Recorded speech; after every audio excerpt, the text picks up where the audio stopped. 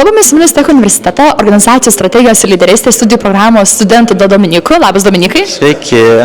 Dominikai, dabar labai trumpai apibrėžk, apie ką yra tavo studijų programa.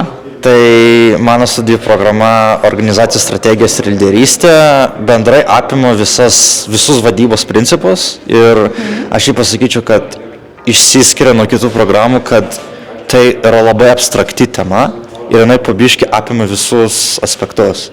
Okay. Ir tokiu būdu žmogus baigęs šitą programą yra tiesiog lankstus. Jis gali eiti kur nori, nes jis žino visus vadybos principus, kurie šiais laikais yra reikalingi visur. Okay. O jau kalbame apie lyderystę, tau jau pavyko, tarkim, lyderystės bruožų įgauti? Tai žinoma, kaip ir visus namų darbus, ten rašant kokius kursinius, tai jeigu grupelėse tokie darbai yra, tai man tai, pavyzdžiui, patinka vadovauti, būti lyderiu, tai tikrai tai pasireiškia, kai dirbama grupėse, nes dažniausiai aš atstovauju grupę, kažkodėl tai taip, tai jo, ir tai jau tuo pačiu metu ir viešasis kalbėjimas yra tobulinamas. Puikiai.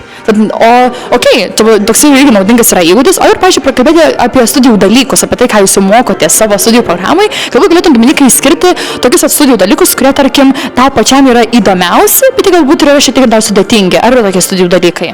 Tai viena, kurį tikrai išskirt galiu, tai kiekybiniai sprendimų metodai, nes tai buvo biški netikėtas dalykas. Aš galvoju, kad aš tokį nestudijuosiu ir tikrai, kaip pirmą kartą atėjau,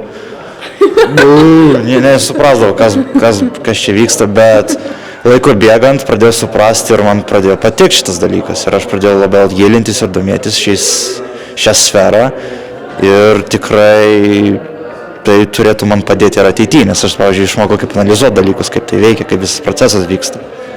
Puikiai, labai gerai. O kokį tu galėtum, Dominikai, pavyzdžiui, patarimą, tarkim, moksleiviui, kuris galvoja rinkti šią studijų programą, organizacijų strategijos ir lyderystė, ir, tarkim, abejoja, ar galbūt nežino, nori pasirinkti, ką parekomenduotum, arba kaip tu patartum ir kodėl būtent jis turėtų pasirinkti šią studijų programą?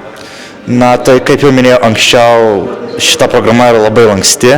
Jeigu, pavyzdžiui, moksleivis dar abejoja, kuo jis nori tapti, jis dar nežino, bet jis tikrai nori pasireikšti save, būti kokiu nors lyderiu, tai nebūtinai versle, galbūt šiaip, ten sporto sfera irgi vadybos principai yra labai svarbus. Tokiu būdu moksleivis gali ateiti, jis turi tikrai neabejoti ir tikrai būti drąsus ir ateiti čia ir tikrai išmoks labai daug dalykų, kurie yra susijęs su vadyba. Puikiai, labai gerai. Tai aš labai tikiuosi, kad pasinaudosim tavai šią galimybę, o to pačiam, kaip sekasi studijuoti? Na, aišku, trečiam kurse jau truputėlį sunkiau, bet tuo ir įdomiau, nes pradėjau labiau gilintis į pačią sferą, jau labiau būtent tokius konkretesnius vadybos aspektus pradedam analizuoti, tai tikrai yra įdomu, man asmeniškai. Bet aš labai tikiuosi, kad ir jums bus įdomu, tad rinkite šią galimybę. Ir ačiū tau labai, Dominikai. Ačiū jau.